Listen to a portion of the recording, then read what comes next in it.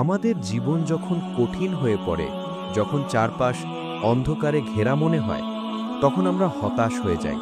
মনে হয় আল্লাহ কি আমাদের ভুলে গেছেন?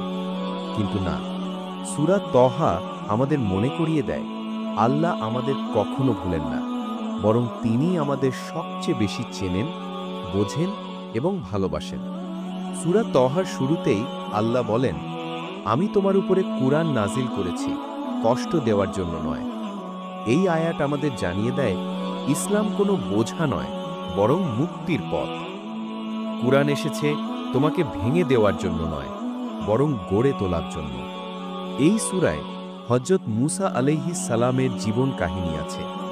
তিনিও একসময় ভয় পেয়েছিলেন, দুর্বল হয়ে পড়েছিলেন। তিনি বলেছিলেন, হে আল্লাহ, আমি ভয় পাই তারা আমাকে মেরে ফেলবে। আর আল্লাহ বলেছিলেন, ভয় করো না, আমি তোমার সাথে আছি, আমি শুনি এবং দেখি। প্রিয় বন্ধুরা, আপনি যদি আল্লাহর পথে থাকেন, তবে আপনার ভয় পাওয়ার কিচ্ছু নেই। আল্লাহ যাকে দায়িত্ব দেন, তাকেই সেই দায়িত্ব পালনের শক্তিও দেন। সমুদ্রও রাস্তা হয়ে যায় যদি আপনি আল্লাহর উপর ভরসা করেন। তাহলে আপনার জীবনেও কেন হবে না সেই অলৌকিক সাহায্য? আজকের দুনিয়ায় আমাদের অনেকেই হতাশ, ভীত, আত্মবিশ্বাসহীন। কিন্তু আপনি কি জানেন, যারা ধৈর্য রাখে, যারা আল্লাহর স্মরণে থাকে, তাদের জন্য রয়েছে অন্তরের শান্তি, জীবনের সফলতা এবং আখিরাতের অফুরান্ত পুরস্কার।